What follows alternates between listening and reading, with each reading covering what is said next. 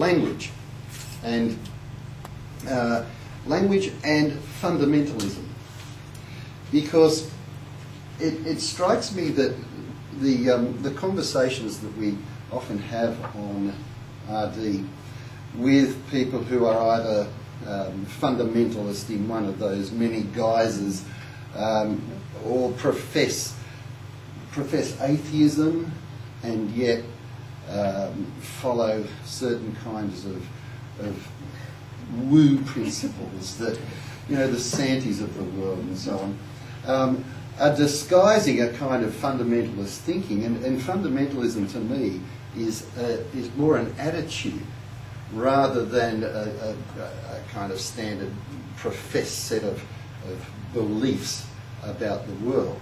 Now, obviously, the fundamentalism with which we come up against most of the time is creationism, and specifically Christian creationism. And I mentioned Bonsai's rather ridiculous comment to begin with, because when he said that, it really focused to me something about the attitude of people who think in certain ways, and about the way that they are thinking, the kinds of thinking structures that they have.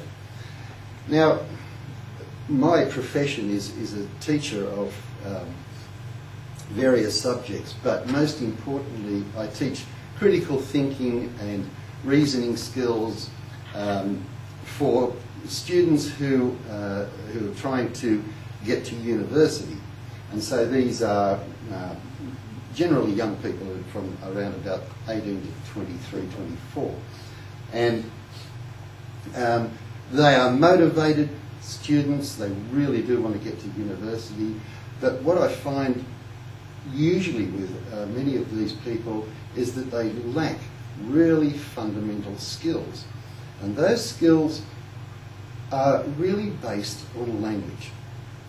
And we found in the programs that I work in that the language component of a student is absolutely crucial, or the language ability of a student is absolutely crucial in no matter what field they want to go into.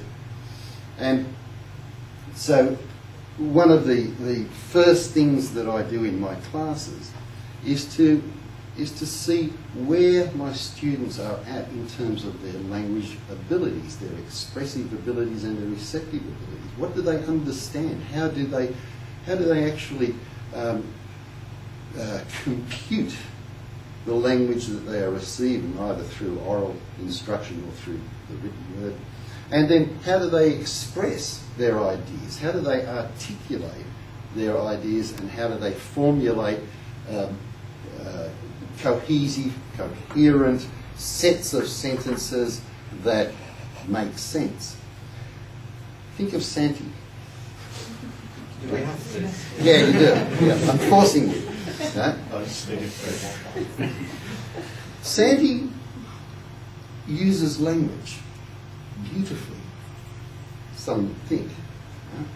Santi constructs all of these very complex sentences, lots of, the complex in the technical sense, in that there are lots of clauses that are ordinate, subordinate, etc. And technically speaking, all of these sentences make sense. Right? But the net result of what Santi actually says is woo. It makes little sense, doesn't it?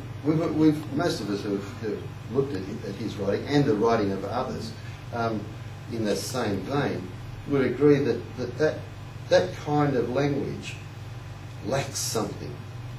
Right? Well, what does it lack? Apart from a point.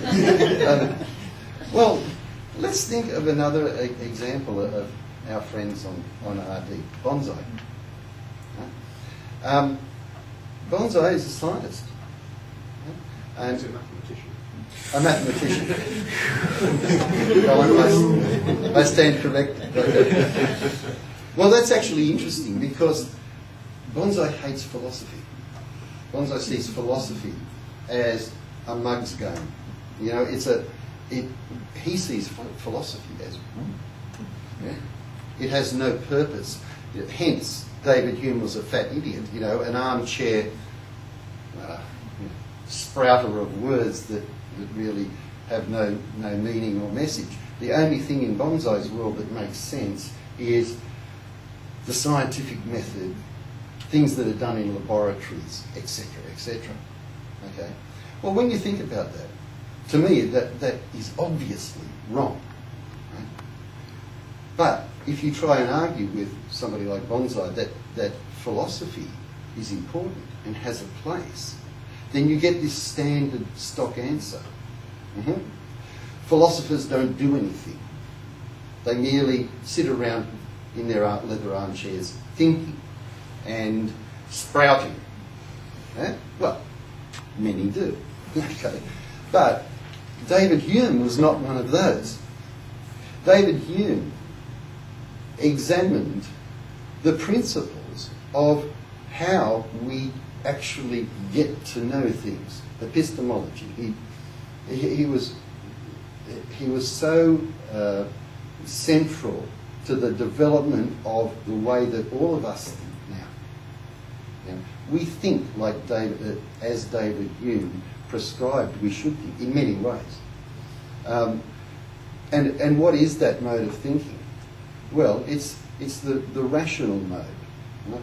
We use certain principles of reasoning that are now followed by those in the sciences. Philosophy, the philosophy of Hume and others at the time were the basis for the explosion in scientific understanding. And so those epistemological principles of the philosophers carry over into the practical work of science.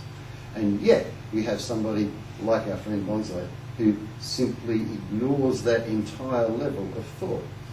To me, that's a kind of fundamentalism in itself. And fundamentalism, I think, one of the characteristics of fundamentalism that I think is very interesting, is that fundamentalists ignore the world outside their own construction, their own making. They have an inability to see that there can be other points of view that use sound reasoning principles, etc., and make it an effect on how we perceive and construct our world. Why is this? I think one of the reasons for this is all about language. My wife Chris is an actual bona fide expert in language acquisition and child development, and was telling me some time ago that studies in Australia show that those children who are steeped in a rich language background by the age of, what was it, Chris? 3, will have received something in the order of 30 million words. They will have had 30 million words spoken to them by their parents, by other people. Right? How many, those who are in a deprived language environment, and this is often a socio-economic spectrum, can have, by the age of 3, as little as 5,000 words spoken to them in total. And those 5,000 words will be things like direct orders and sharp, sit down, eat this. Okay? There's nothing outside those particular direct instructional things. There's no playing with language for those children.